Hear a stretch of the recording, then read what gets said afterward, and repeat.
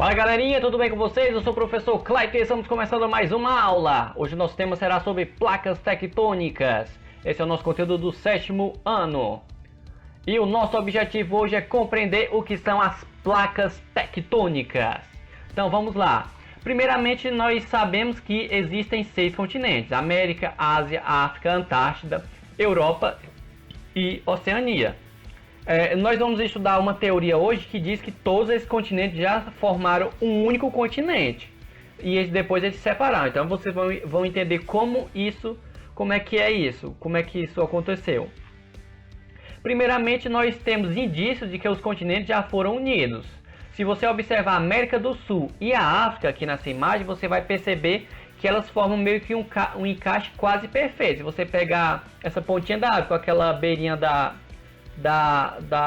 América do Sul e colocá-las juntas, parece que elas vão se encaixar perfeitamente, como se fosse um quebra-cabeças. Outra coisa, se você observar a paleontologia, no caso os fósseis, você vai observar que alguns continentes separados eles têm espécies, fósseis em comum. Por exemplo, você tem fósseis de répteis na América do Sul e na África que são fósseis parecidos. Você tem fósseis da Antártida e da Índia, que hoje são bem separados, mas que são parecidos. Você tem espécies, por exemplo, lá da Antártida e da Austrália, fósseis que são parecidos. Então isso ocorre muito. Por quê? O que isso que tem a ver? Provavelmente um dia esses continentes foram unidos e essas espécies iam de um lado para o outro.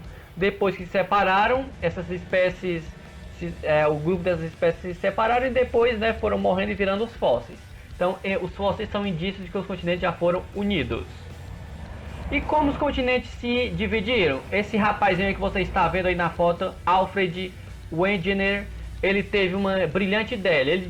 Ele criou a famosa teoria da deriva continental para explicar como os continentes surgiram. Ele era o cara, o óculos nem foi no olho dele porque eu errei, mas ele era o cara. Porém, como é que funciona essa teoria dele? Ele disse que a deriva continental era o quê? Ele disse que há milhões de anos todos os continentes formavam um só continente.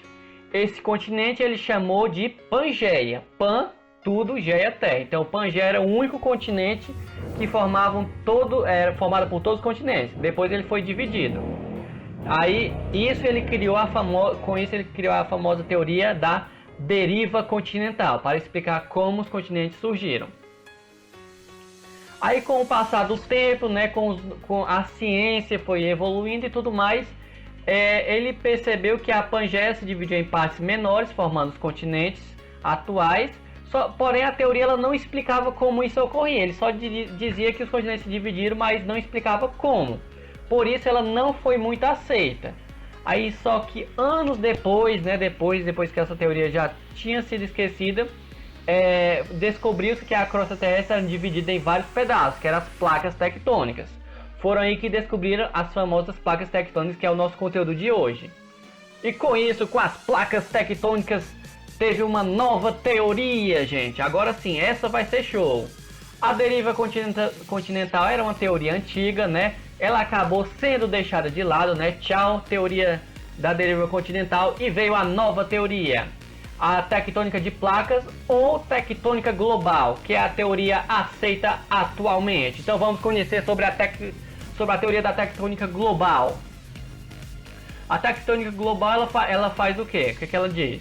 O fundo dos oceanos e os continentes fazem parte dessas placas, das placas tectônicas. Então as placas tectônicas não só formam os continentes, como os oceanos, como o planeta inteiro.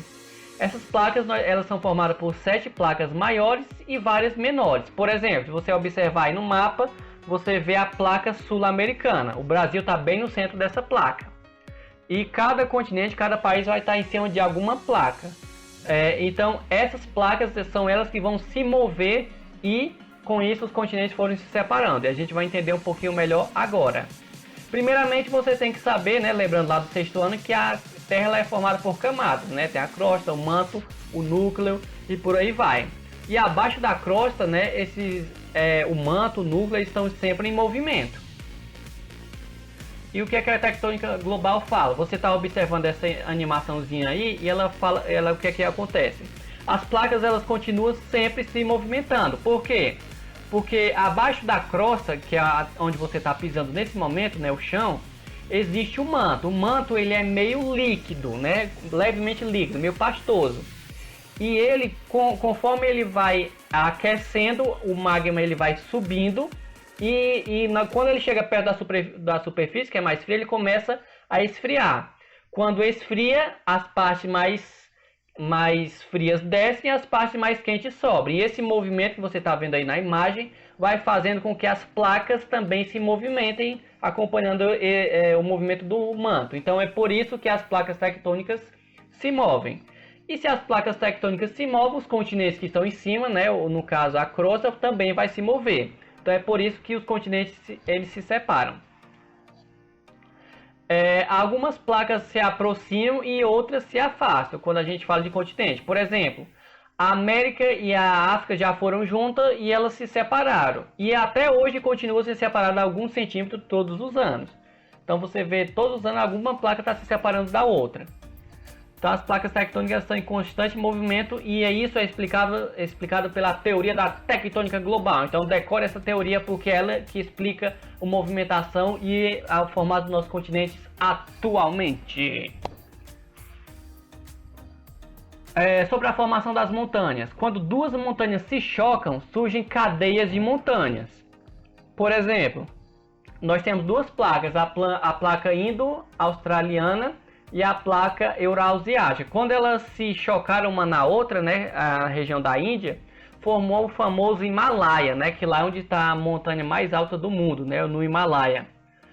Aqui na América do Sul nós temos a Cordilheira dos Andes, que também pelo encontro da placa de Nazca com a placa sul-americana, que se uniram e formaram a famosa Cordilheira dos Andes. Então a Cordilheira dos Andes, a Cordilheira do Himalaia são exemplos de montanhas que se formam quando duas placas se chocam uma na outra, uma parte dessa placa se levanta e formam as montanhas. Então essa foi a nossa aulinha de hoje, pessoal. Muito obrigado pela atenção de vocês. Até a próxima aula e tchau, tchau!